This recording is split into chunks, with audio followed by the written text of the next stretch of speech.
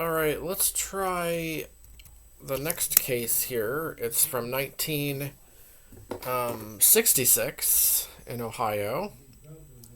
Um, let's see. It says 1966 Atwater, an 86-mile police chase involving a UFO. For anyone who has seen Steven Spielberg's Close Encounters of the Third Kind, one of the early scenes in the film is of several police cruisers chasing a UFO through the hilly countryside and across state lines. One of the police cruisers crashes and another comes to a screeching halt as the UFO jets into the sky at lightning speed, disappearing into the darkness of the starry night. This scenario, minus the crashing of a police cruiser, is actually based on a true story that took place in Portage County, Ohio, east of Akron, in 1966. It involved a number of law enforcement officers from several jurisdictions either witnessing or chasing a UFO for 86 miles into Pennsylvania. Oh my gosh, okay. Then, just like in the movie, the police officers watched as the object lifted into the atmosphere and then shot into outer space. The incident is considered one of the most thoroughly documented UFO cases on record, but is also ruined. It also ruined one witness's life. Well, let's get into this here. While other police officers involved in the chase, kept quiet about what they had seen, Portage County Sheriff Deputy Dale Spower was willing to talk to the media. It was he and a second deputy named Wilbur Neff who came upon the UFO at around 5:30 in the morning on April 17th. Okay, the two deputies had come across an abandoned vehicle and got out to investigate. When they did, they heard a humming or buzzing noise behind them and turned to see a UFO hovering just above a nearby tree line. A bright, cone-shaped light came from beneath the object, illuminating the ground. Spower would later describe the object as being 40 feet across, metallic, and shaped like the head of a flashlight. Okay. There's pictures here. There's actual pictures. My God.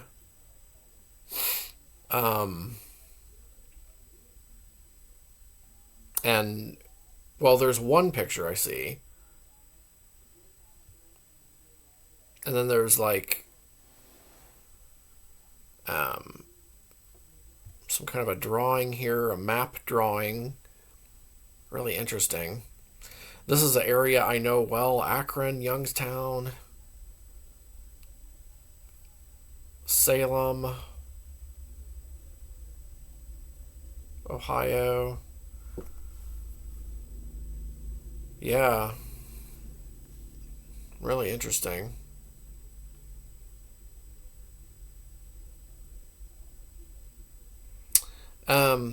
See, it says there's the UFO chase map drawing, and there's a photograph seen below is of the object. It was captured by Mantua Police Chief Gerald Buchert from about 20 miles away. And how big did they say it was? 40 feet across. And yeah, there is this, like, there is a picture of it. That is crazy right there. Looks big, too. Not knowing what to do, Spower called into dispatch, which told him to keep an eye on the object. Just then, the object began to quickly move away. Spower and Neff decided to give chase. At one point, the deputies were traveling at speeds of more than 100 miles per hour, trying to keep pace with the object. For anyone interested, They were driving along U.S. Route 224 between Akron and Youngstown, as seen above. Somewhere near the state line, a local police officer from East Palestine, Ohio, saw the object. Followed by Spower and Neff chasing it, he decided to join in the action. However, a short time later, just as the sun was rising, Spower began to run out of gas, so he and Neff and the local police officer pulled into a gas station where they watched the object ascend several thousand feet into the sky and then straight into outer space. And that was that. That is so bizarre.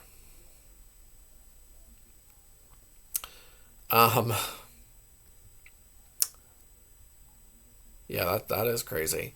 Apparently, at this time, what was now Project Blue Book at Wright-Patterson Air Force Base was receiving an average of 2 or 3 UFO reports a day. Okay. Possibly because the organization was overwhelmed and understaffed, or possibly for more secretive reasons. No one really knows. The Project Blue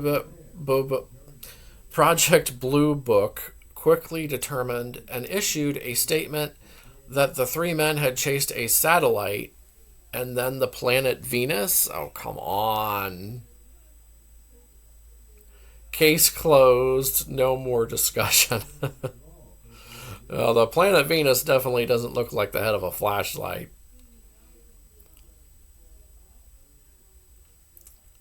Spower, however, stood by his story, ridiculing the fact that he could tell the difference between an object in the atmosphere and something hovering 150 feet above him and shining a light on the ground that made it appear as bright as day. Unfortunately, he in turn was ridiculed and hounded by his peers and the media, and eventually lost his job and his wife, went broke, and ended up working at a local mine in West Virginia. He eventually opened a bar in Cleveland. Oh, man. Although now deceased, the good name of Spower has been restored as UFO investigators have been able to shed new light on what happened that evening. Well, that's good. For starters, earlier in the evening, before the 2 deputies ever investigated the abandoned vehicle, someone had reported a strange light in the sky. Apparently believing it was a prank call, it was ignored.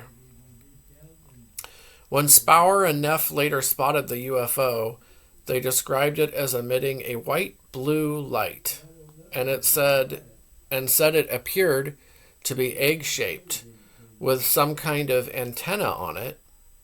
Spower said the object never tried to get away. The object never tried to get away from or elude the police cruisers, and seemed to be going about its business. It also changed directions numerous times, something satellites and the planet Venus don't do. Also, at several points during the chase, the object seemed to stop and wait for the officers to catch up. Ooh. Before joining the police chase, the local police officer from East Palestine watched the UFO approach his jurisdiction from the west at an altitude of 800 feet with no sound. He described the object as resembling a melted ice cream cone. He, however, did not see an antenna.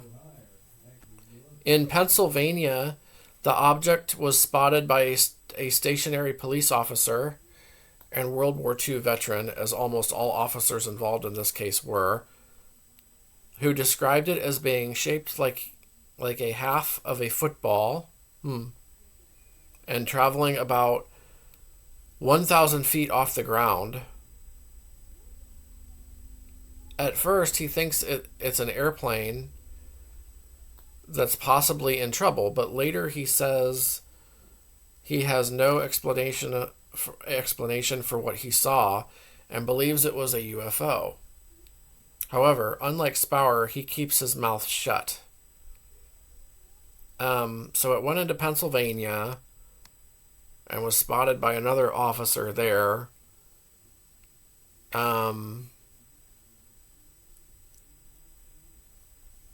Okay. And last paragraph here. While the head of Project Blue Book quickly attributed the incident to satellites in Venus, that's so ridiculous, a scientist who assisted in the investigation at Wright-Patterson ended up writing a letter to Spower and Neff.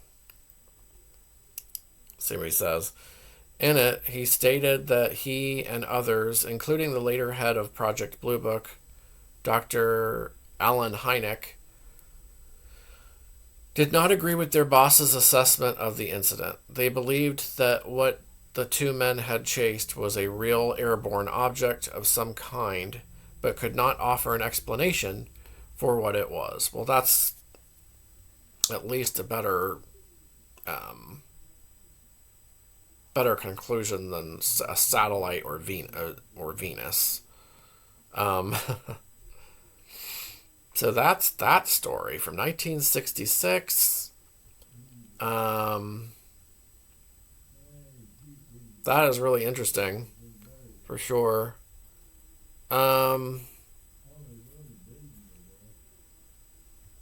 Yeah, let me know what you think of this one too. I just got done doing the what was it, the Norwood, Ohio incident, the Searchlight one. And that was really crazy. This one's just as bizarre, I'd say, for sure. So what do you think of this one?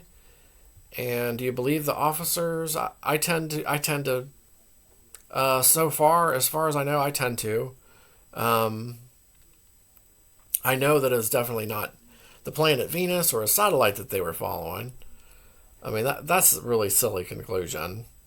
But, that was the latest in this series that I'm doing on Ohio UFO cases. May go into other states as well. We'll see. And we'll see what we're going to do next. And as always, thanks for watching. And I'll be coming out with another video probably in the next few hours.